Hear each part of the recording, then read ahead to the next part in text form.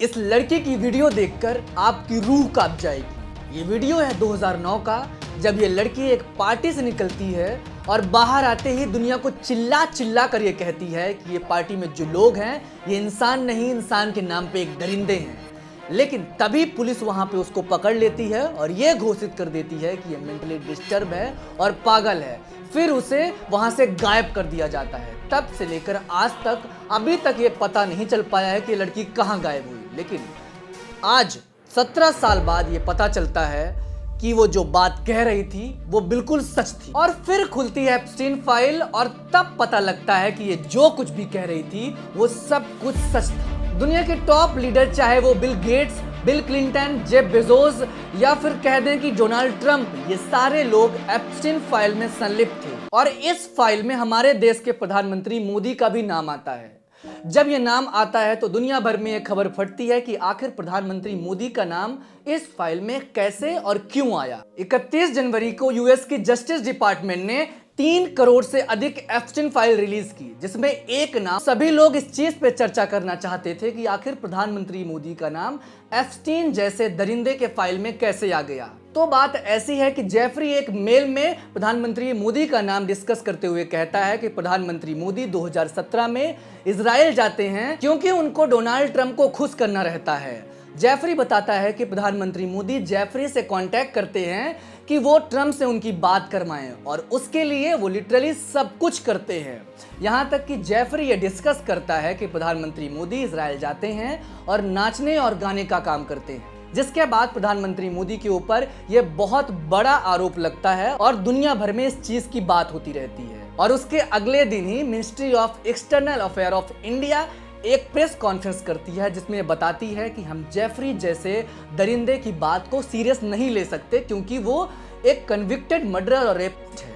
लेकिन यहाँ पे सबसे बड़ा सवाल उठता है कि आखिर मिनिस्ट्री ऑफ एक्सटर्नल अफेयर ने रियल मुद्दे पे बात क्यों नहीं किया। जेफरी एप्स्टीन की बात आपने डायरेक्ट खारिज कर दी, लेकिन सारी चीजों पे आपने डिटेल पे डिस्कस नहीं किया। अगर आप कह रहे हैं कि प्रधानमंत्री मोदी का जो एप्स्टीन फाइल में नाम आया है ये बिल्कुल बेबुनियाद है, गलत है, क्योंकि वो एक कन्विक्टेड रेपिस्ट और मर्डरर है, तब आप इस चीज से कैसे खारिज कर सकते हैं कि जो डोनाल्ड ट्रंप, जो बिल गेट्स, जो बिल क्लिंटन के नाम आए हैं वो भी बिल्कुल बेबुनियाद हैं। वहां तो उनकी सरकार गिरने पे बात आ गई है और आप इस चीज को बिल्कुल ही खारिज कर रहे हैं। और दूसरी बात ये कि अगर केरला फाइल्स, बंगाल फाइल्स और कश्मीर फाइल जैसी फिल्में, जिन्हें आप जेन्युइनली कहते हैं कि इतिहास पे बेस्ड हैं, जो कि ट्रू इवेंट पे बेस्ड हैं, वो अगर सच हो सकती हैं तो ये बात सच क्यों नहीं हो सकती कि प्रधानमंत्री मोदी ट्रंप से बातचीत करने के लिए जेफरी एप्स्टीन से मुलाकात करते हैं और वहां पे किसी भी तरीके का मनोरंजन का काम करते हैं। मनोरंजन शब्द शायद मेटाफोरिकली यूज किया जा सकता है,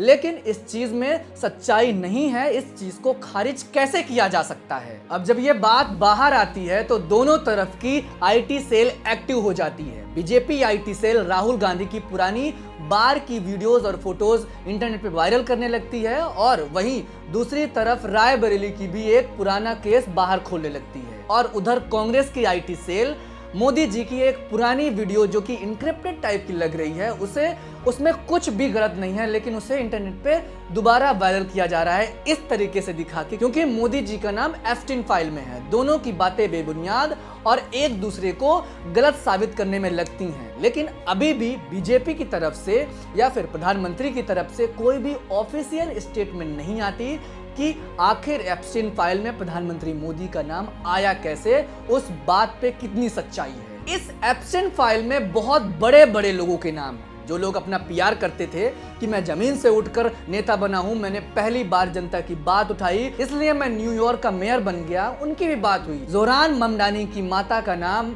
इस पूरे एप्स्टीन फाइल में आता है, जहां पे वो मैक्सवेल की ऑर्गेनाइज की गई पार्टियों में जाती थी और ये भी दावा किया जा रहा है कि उनका संबंध जेफरी एप्स्टीन के साथ था।